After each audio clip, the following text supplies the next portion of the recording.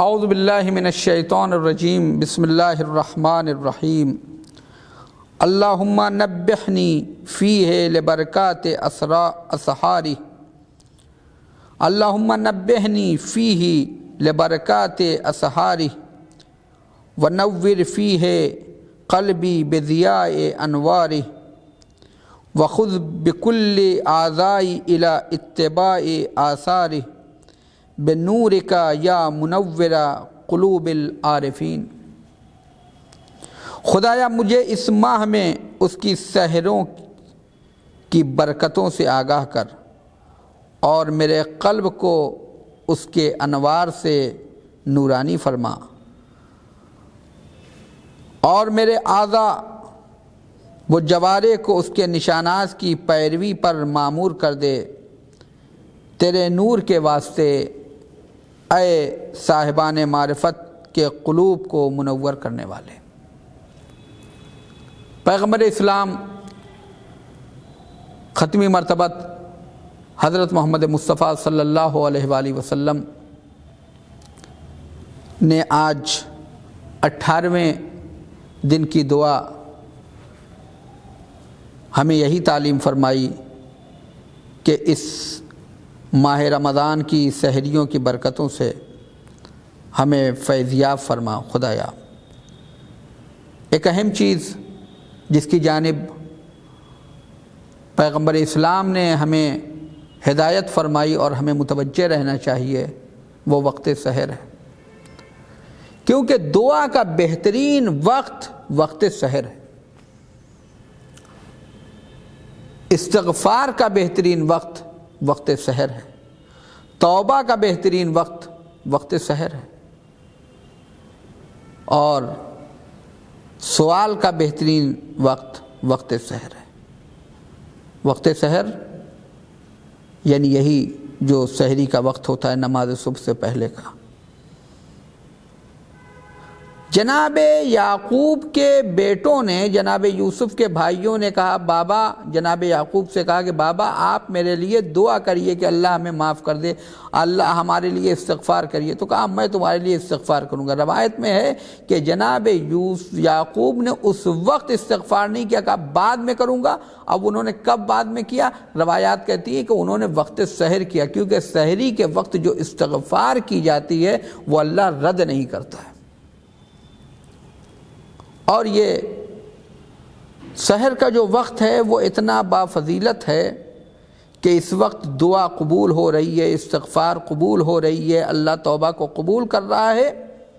لیکن اس کے لیے ہمیں توجہ دینی ہوگی کہ ہم جو ہماری زندگی ہے وہ کس عنوان سے، کیونکہ ہم جس وقت اللہ نے کہا ہے کہ تم جاگو اس وقت سوتے ہیں، جس وقت کہا سو جاؤ اس وقت جاگتے ہیں۔ یہ پورے سال کا روٹین ہے ہمارا۔ اب وہ جبکہ اللہ نے کہا ہے کہ رات کو اللہ نے سونے کے لیے پیدا کیا ہے، دن کو جاگنے کے لیے پیدا کیا اللہ نے، لیکن ہمارے ہاں جو آج ہمارا سماج، جو ہمارا معاشرہ پیچھے ہوتا جا رہا ہے، اس کی ایک وجہ یہ ہے کہ ہم راتوں کو جاگتے ہیں اور دن میں سوتے ہیں۔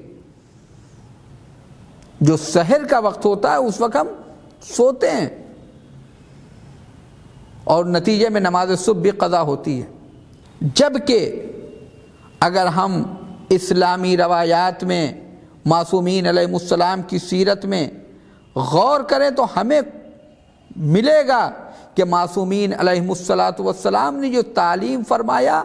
کہ تم رات میں جلدی سو تاکہ شب میں جلدی اٹھو، تاکہ شب میں سحر کے وقت جلدی اٹھ جاؤ۔ لیکن اب ہمارا جو دستور ہے کہ ہم رات میں 2 بجے 1:30 بجے 2 بجے تک جگ رہے ہیں، اور اس کے بعد پھر جو سوتے ہیں تو نماز صبح بھی جاتی ہے، سحر بھی چلی جاتی ہے۔ جو سحر کی برکتیں ہیں جس میں اللہ دعا کو قبول کرتا ہے وہ وقت تو ہمارا سونے میں ہوتا ہے۔ اور اس کے لیے صرف ایسا ہی نہیں ہے، تعلیم کے لیے جاگنا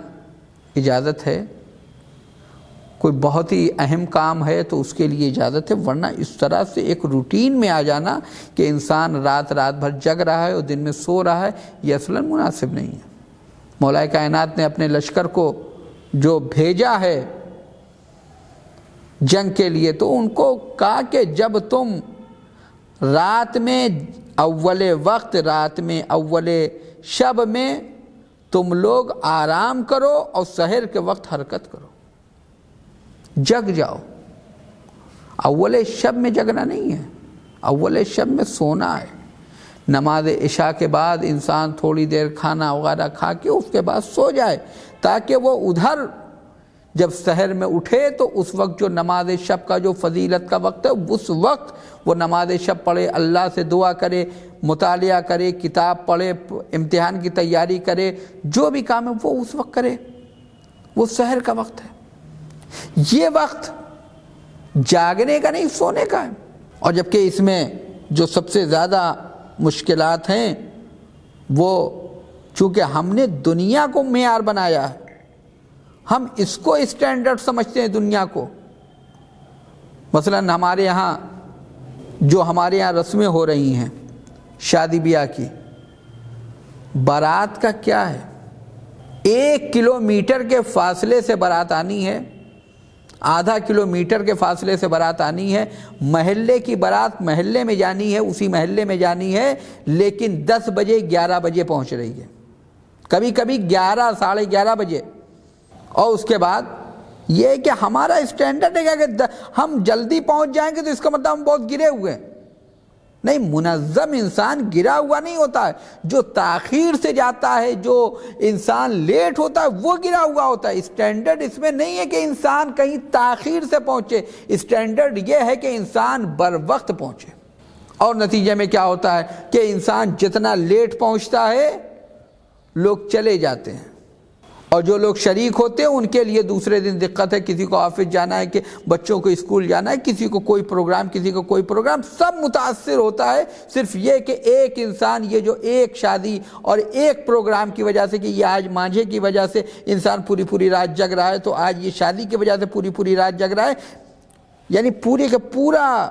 جو وقت سونے کا اللہ نے رکھا تھا اس وقت انسان جاگتا ہے، نتیجے میں جو سحر کا وقت ہوتا ہے اس وقت جا کے انسان سو جاتا ہے، پھر نماز صبح بھی قضا ہو جاتی ہے۔ لہذا ماہ مبارک رمضان